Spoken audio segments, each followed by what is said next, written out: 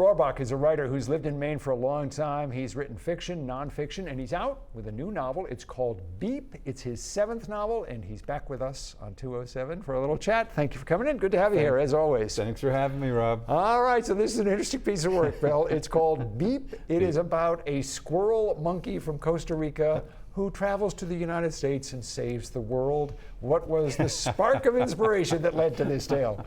Well, I was in residence as a writer at a biological research station in Costa Rica, where I met these squirrel monkeys in the wild. Right. They're the cutest thing. I happen to have one here. You happen to bring with you this a stuffed squirrel monkey. Life size, about right, and they're endangered, and they live in Costa Rica, and a separate population lives in Colombia, probably separated by Mayan travelers who brought them home for pets. All right, so there are countless people who have been to Costa Rica, and a lot of them no doubt writers, and they've seen the fabulous wildlife down there, and they've seen the squirrel monkeys, but they didn't decide to write a novel about it. How come you did?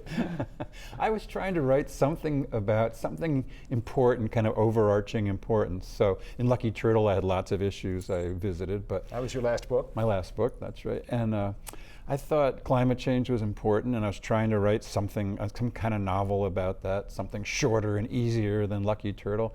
And I had scientists, and it just got so earnest. And so, I was just pointing my finger at everything. So I thought, oh, I had a dream. And I woke up and wrote down on a Post-it note, I am Beep, monkey.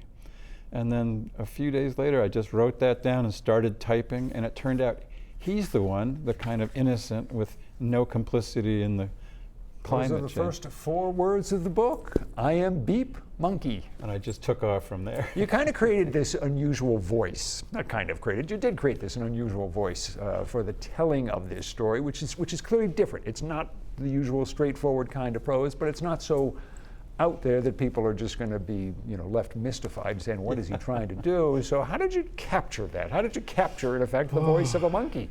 It was easier than I thought, and harder too. But I thought he just got talking, and I'd seen these creatures in the wild. I just had a sense of their bubbling spirit. And, from childhood, Curious George or Mr. Nilsson, who was Pippi Longstocking as a monkey, and the voice just emerged on its own, really. And I was reading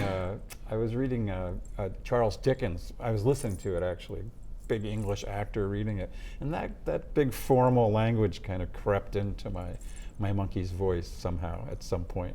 Interesting. Was this you said that when you started this, one of the things you wanted to do was write a short book. Yeah. You didn't want to get into some epic that would take 5 years of your life. Yeah. Did it come fairly easily to you?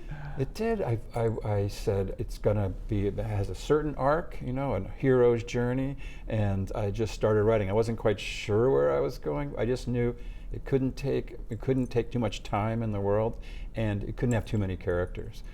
Unfortunately, I put in hundreds of animals because they liberate the Bronx Zoo, and all of them. When I did the audio book, I had to do voices for all these animals, and I was like, I don't have that many voices, but I came up with voice for lion and voice for crocodile, and it was fun. Do you enjoy doing that, doing the audiobook version of your work? I loved it. It was so much. It was exhausting, grueling almost, but it was really fun. And I just love the idea that a reader could read along and hear.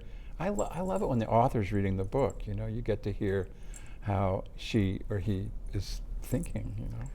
You have been out promoting this book, but you're going to be doing something special that is not really related to Beep. You're going to be going to Italy to talk about your writing, which is very excited. Pretty sweet. What's the story there? Life Among Giants, a 2012 novel.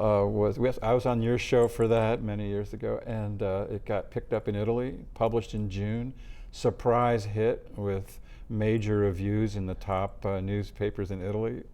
And they invited me over for a 3-week tour with the translator. He'll read in Italian and I'll read in English, and he'll translate questions from the audience. It's going to be fun. It's a good life. It's not bad. Bill, always a pleasure to have you here. Thank you so good for to coming see in. you, Rob. Again, the name of the book is Beep. It's Bill's latest novel, Beep. It's about a squirrel monkey. And if you would like more information about the book, about Bill, and about future appearances, some of them in Maine coming up, just head to the 207 section of our app or website and stick around. We'll return in a moment.